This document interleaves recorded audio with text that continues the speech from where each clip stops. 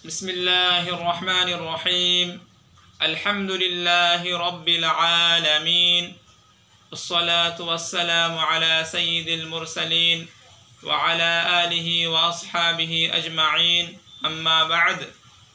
मेरे दोस्तों, आज मैं आपके सामने ईमान के बारे कुछ अर्ज़ करना चाहता हूँ। मेरे दोस्तों, ईमान यानी अल्लाह का यकीन, अल्लाह का विश्वास अपने दिल में रहना, ये कितनी बड़ी दौलत है। ईमान, जन्नत में जाने के लिए ईमान का होना शर्त है। जहन्नम से बचने के लिए ईमान का होना शर्त है। अगर हमारा ईमान होगा तो हम जन्नत में जाएंगे, अगरचे कितने बड़े गुनहगार हों। अगर हमारा ईमान ही नहीं है तो हम जहन्नम से नहीं बच सकते। आज बहुत दुख होता है इस बात पर कि बहुत से ऐसे मुसलमान हैं जो मुसलमान के घर पैदा हुआ, मुसलमान का नाम रख दिया अब्दुल्लाह, अब्दुल कादिर, अब्दुल बारी, लेकिन अगर हम उनके ईमान को जांचते हैं तो ईमान खोखला मालूम होता है अंदर से। इसका मतलब क्या? उसके माँ बाप ने उसको छोटे से ईमान नहीं सिखाया। तो ये ईमान बहुत बड़ी नेमत है। जिसके पास ईमान है, अगर वो गरीब है, झोपड़ी में रहते हैं, लेकिन अगर उसके पास ईमान है तो ये आदमी कामयाब है। और जिसके पास ईमान नहीं है लेकिन उसके पास माल है, दौलत है, बंगला है, रुपया है, पैसा है, लेकिन उसके पास ईमान नहीं है तो ये आदमी नाकाम है। तो ईमान कहते हैं ला इलाहा इल्लल्लाहु मुहम्मदुर रसूलुल्लाह, अल्लाह के सिवा कोई माबूद नहीं और मोहम्मद सल्लल्लाहु अलैहि वसल्लम अल्लाह के रसूल है। इस बात को दिल से मानना और ज़बान से इकरार करना, इसका नाम ईमान है। ये ईमान का आसान मतलब है।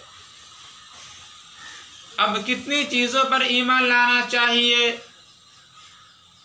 7 चीज़ों पर ईमान लाना चाहिए, जिसको हम ईमान मुफस्सल कहते हैं।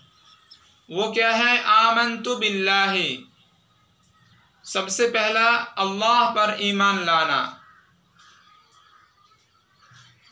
उसके बाद व मलाइकतिही, अल्लाह के फरिश्तों पर ईमान लाना। फरिश्ता किसे कहते हैं? अल्लाह ने दुनिया की निज़ाम को चलाने के लिए फरिश्तों को मुकर्रर कर रखा है।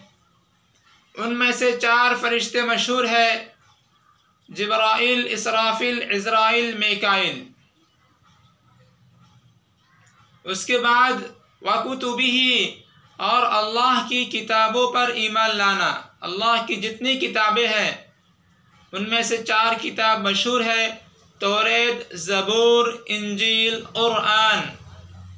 हम चूँकि उम्मत मुहम्मदी है, अल्लाह ने हमें कुरान से नवाजा है, इसलिए हम कुरान पर भी ईमान रखते हैं और जितनी किताबें हैं सब पर ईमान रखते हैं।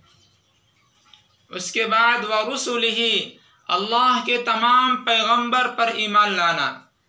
अल्लाह ने दुनिया में कमोबेश 1,24,000 पैगंबर भेजे हैं, उन पर ईमान लाना ज़रूरी है। और सबसे आखिर में अल्लाह ताला ने मोहम्मद सल्लल्लाहु अलैहि वसल्लम को भेजा है जो हमारे नबी हैं, तो हमारे नबी पर भी ईमान लाना ज़रूरी है और जितने नबी दुनिया से गुज़र गए हैं उन पर ईमान लाना भी ज़रूरी है। उसके बाद वल यौमिल आखिरी, और आखिरत के दिन पर, यानी क़यामत के दिन पर, एक दिन क़यामत होने वाली है और हमसे हिसाब किताब लिया जाएगा, इस पर ईमान लाना भी ज़रूरी है। उसके बाद वल क़द्रि खैरिही व शर्रिही, तक़दीर में जो अच्छा हो या बुरा हो ये अल्लाह ताला की तरफ से है, उस पर भी ईमान लाना ज़रूरी है, हमें ईमान लाना चाहिए।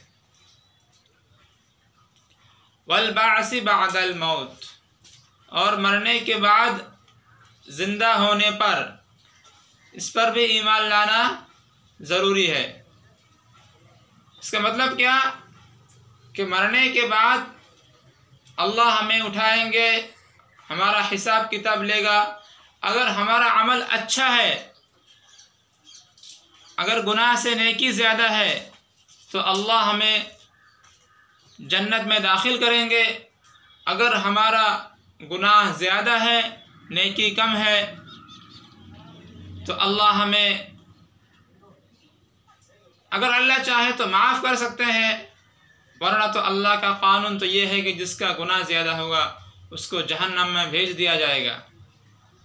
इसके बाद जब इसके गुनाह धुल जाएगा तो वो जन्नत में फिर दोबारा उसको दाखिल कर दिया जाएगा। तो मेरे दोस्तों, हमको चाहिए कि हम इस दुनिया में गुनाह को छोड़ दें, अल्लाह के नाफरमानी को छोड़ दें और अल्लाह के हुक्म पर चले, नबी सल्लल्लाहु अलैहि वसल्लम के तरीक़े पर चले, तो ये हमारे लिए कामयाबी की ज़रिया होगी। तो आप मेरे लिए दुआ करें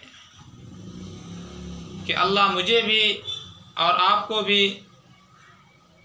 अच्छी तरह नेक अमल करने की तौफीक दे और ईमान को बचाकर क़ब्र तक ले जाने की तौफीक दे।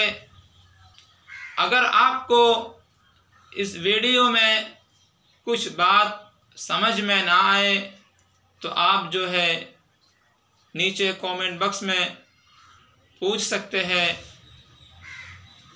व आखिरु दावाना अनिल हम्दुलिल्लाहि रब्बिल आलमीन।